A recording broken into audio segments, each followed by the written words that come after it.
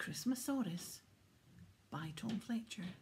Chapter 2, The Frozen Egg. Far away from William's wonky little house, snowflakes were falling from enormous fluffy snow clouds.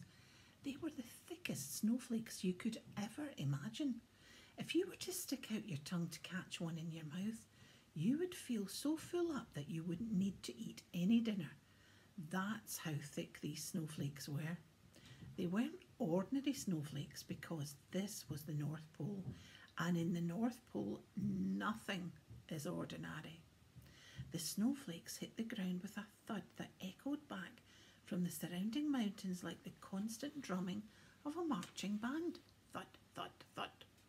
But that wasn't the only sound that could be heard. If you listened closely, you could hear voices deep underground singing together in time with the thudding of the snowflakes. These were the voices of the North Pole Elves, the very same ones that Mr. Trundle had just told William about. They were singing their digging song, which went something like this. Dig, diggity, dig, diggity, dig, diggity, dig, dig, diggity. Dig, diggity, dig, diggity, dig, diggity, dig, dig, dig.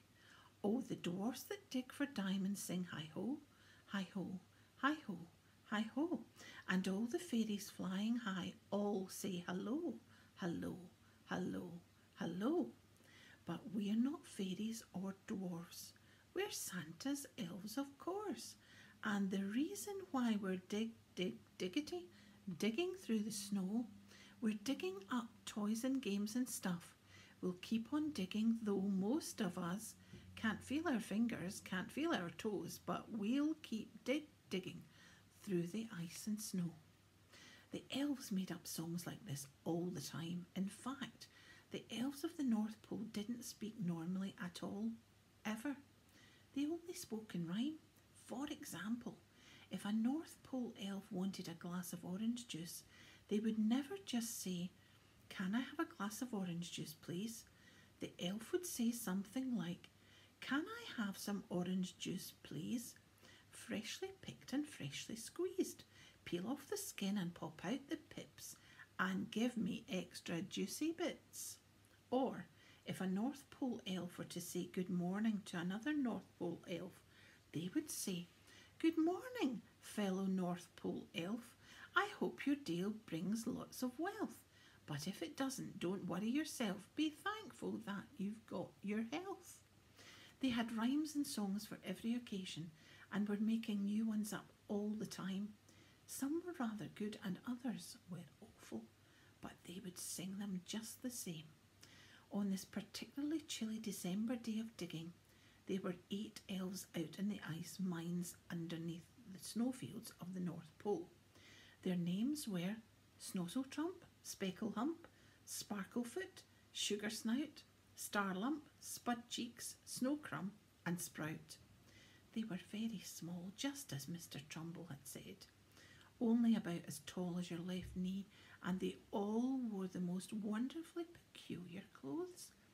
Dresses made of teacups to fluffy coats covered in northern light bulbs. They were quite a spectacular sight. Every elf had different but equally important job. Snozzletrump dug the hole. Specklehump held the lantern so Snozzletrump could see. Sparklefoot lit a fire. Sugarsnout boiled the kettle. Starlump made the tea. Spudcheeks toasted 4 crumpets, half a crumpet for each elf. Snowcrumb buttered the crumpets. Sprout kept watch. They had been digging holes, eating crumpets and drinking tea all morning and were starting to think about lunch. North Pole elves were very small, but they were always very hungry. "We've no more crumpets left to munch," said Sprout. "I'm hungry. Let's go back for lunch." But Snozzletrump wasn't listening. Snozzletrump was inside a long tunnel he'd been digging in the ice for the past 2 hours. He was deep in thought and lost in the song he was singing to himself. "I've been digging through snow and ice for many days and countless nights, so that every girl and boy gets a special Christmas egg."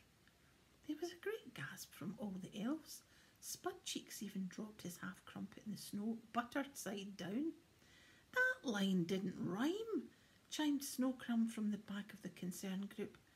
It was very rare that a North Pole elf would ever not rhyme. I seem to have found something strange in the ground, yelled Snozzletrump, coming back to his rhyming senses. The 7 elves outside the tunnel dropped their tea and crumpets at once and rushed forward to take a look.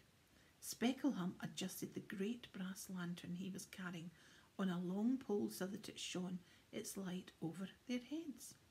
The ice tunnel lit up in great blues and yellows, and what the elves saw left them all completely gobble-mouthed, poky-eyed, wonky-brained, and confused. It was an enormous frozen egg.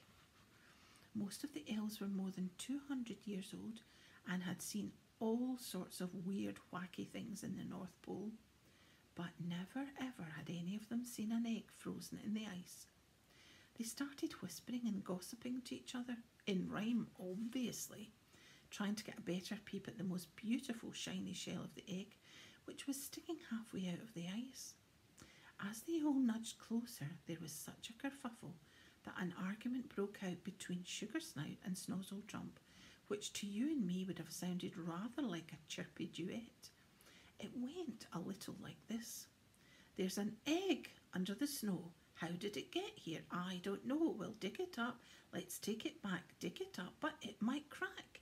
We can't just leave it stuck in the ice. We could cook it for dinner. It might taste nice." "Cook it? Cook it? You can't do that. There's something inside it waiting to hatch." Just as Snozzletrump finished singing his line, something happened that made all the elves jump. The egg wobbled. There was a great silence in the tunnel as the elves huddled together staring at the egg. There was something inside it, all right, something alive. Then, all at once, as if they'd been planning this routine for months, the elves started singing together in perfect unison. "Dig up the egg, let's take it back. Dig up the egg so it can hatch. Dig up the egg so we can find what sort of thing's alive inside. A frozen fish, a chili chicken.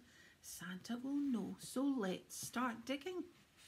All 8 elves worked together to carefully dig out the egg. It was a tricky, fiddly business that only North Pole elves could do.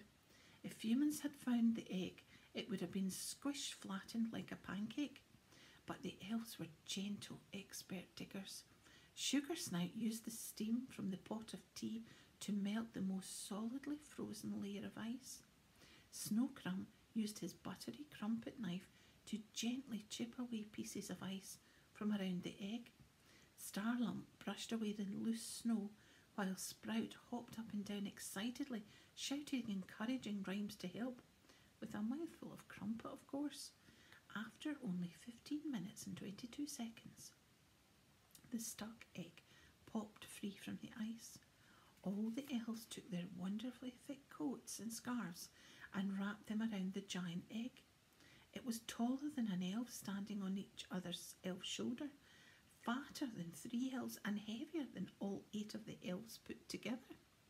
It took a great effort for them to carry it, but if there's one thing elves are good at, it's teamwork. They all bunched together with the freezing North Pole wind whooshing over their cold arms, and they carried that frozen egg out of the ice mines, over the snowfields, and took it to the wisest person they knew, the only person who would know what to do with a frozen egg in the North Pole: Santa.